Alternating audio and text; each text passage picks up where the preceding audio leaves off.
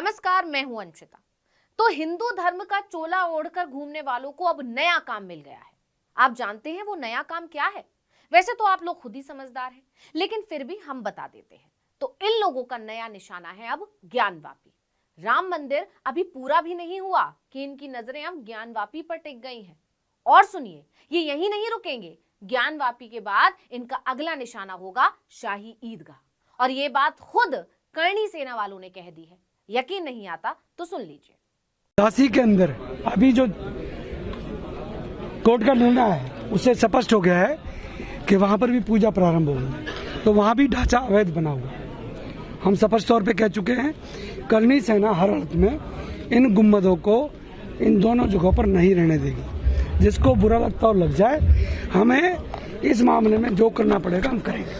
तो ये महाशय हैं करणी सेना के अध्यक्ष सूरजपाल अम्मू, जिन्होंने साफ साफ कह दिया है कि काशी और मथुरा की मस्जिदों को तोड़ने में करणी सेना अहम भूमिका निभाएगी। हिम्मत देखिए, खुले तौर पर करणी सेना वाले ऐलान कर रहे हैं कि मस्जिद तोड़ेंगे।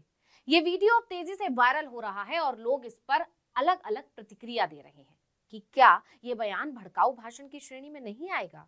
क्या इनके खिलाफ कोई कार्रवाई नहीं होगी? क्या इन्हें गिरफ्तार करने जाएगी पुलिस? क्या इनके घर पहुंचेगा बुलडोजर?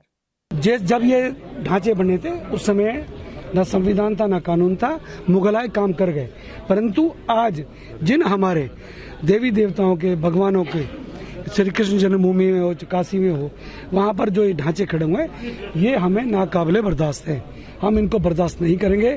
करणी सेना 100% इनको तोड़ने में अपनी अहम भूमिका निभाएगी। अब इस वीडियो के सामने आने के बाद योगी सरकार बुरी तरह घिर गई है। लोग सवाल कर रहे हैं कि अब कहां है एटीएस, कहां है पुलिस?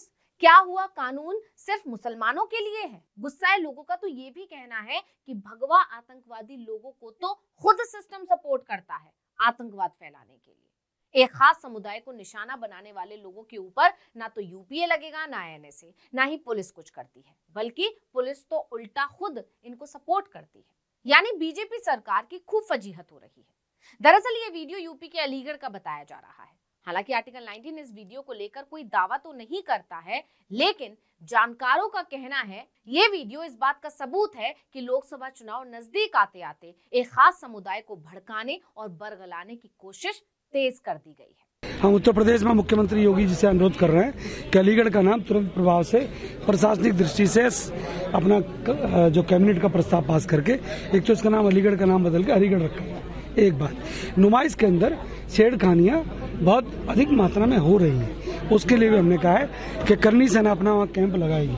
इस वीडियो में करणी सेना का अध्यक्ष जिस तरह सीना चौड़ा करके बोल रहा है, सोचने वाली बात है कि आखिर किसके दम पर यह खुलेआम ऐसा ऐलान कर रहा है। गौर करने वाली बात यह है कि इधर राम मंदिर उद्घाटन का ऐलान हुआ, उधर ज्ञानवापी और शाही ईदगाह का जिक्र तेज होने लगा था। कभी बीजेपी नेता खुले मंच से अपने बयानों में ज्ञानवापी को तोड़ने की बात करते हैं, तो कभी करणी सेना। सिर्फ यही नहीं, इसके अलावा एक और वीडियो वायरल हो रहा है। ये वीडियो भी यूपी से ही सामने आ रहा है। दर्शन पूजन हमने किया, जहां बड़े नंदी तपस्या कर रहे हैं उसी के ठीक सामने बजू खाना बना हुआ है, जहां पर ये हरामखोर साले जो है आ करके वही थूकते थे, हाथ पैर धोते थे।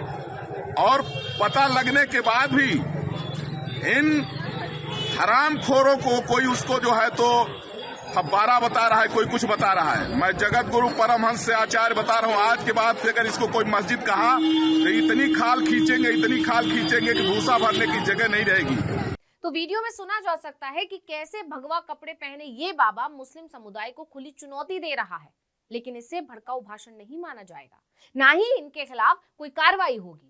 ये खुलेआम घूम रहे हैं और तैयारी कर रहे होंगे अपने अगले बयान की, जबकि मुस्लिम समुदाय के लोगों पर तो पुलिस जैसे नजर गड़ाए बैठी रहती है कि कुछ शब्द निकले और हम इन्हें दबोच लें।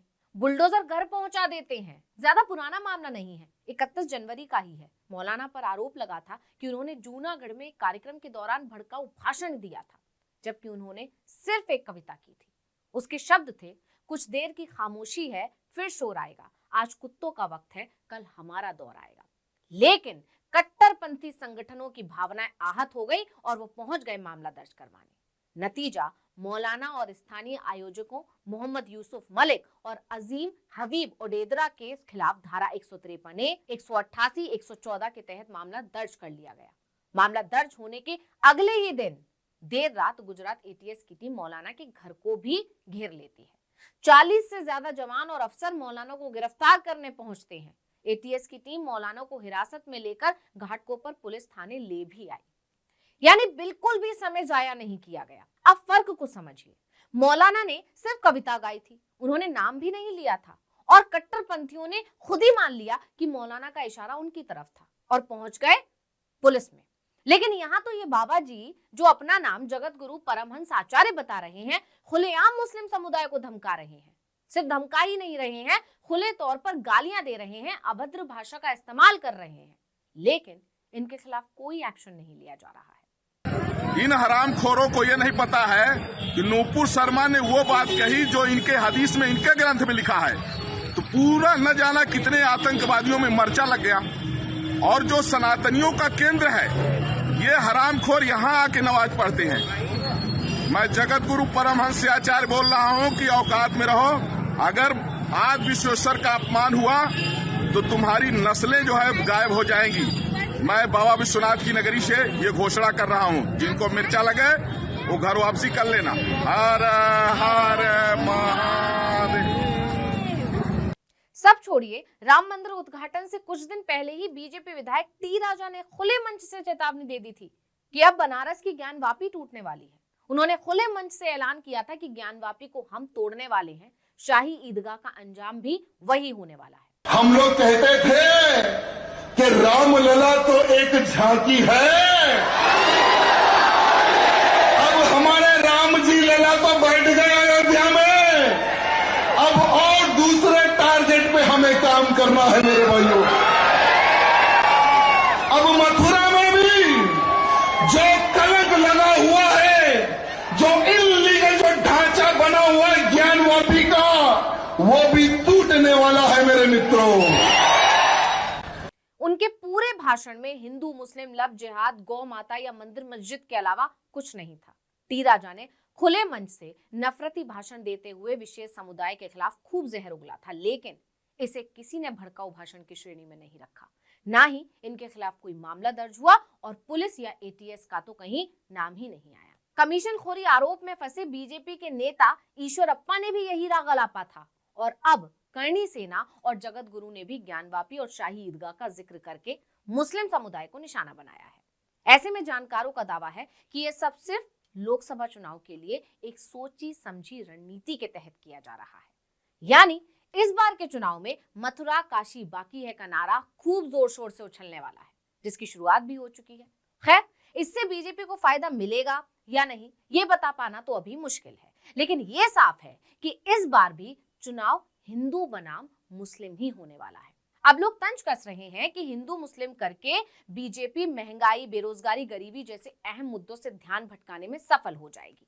अब जनता को तय करना है कि अगले 5 सालों में उसे क्या चाहिए, महंगाई, गरीबी, बेरोजगारी से छुटकारा या शिव मंदिर और कृष्ण मंदिर।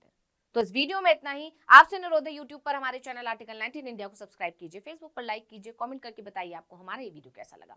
आने वाले दिनों में हम और किन मुद्दों पर वीडियो बनाएं, ये भी जरूर बताइए। ट्विटर हैंडल है article19_India, इसे भी फॉलो कर लीजिए। नमस्कार।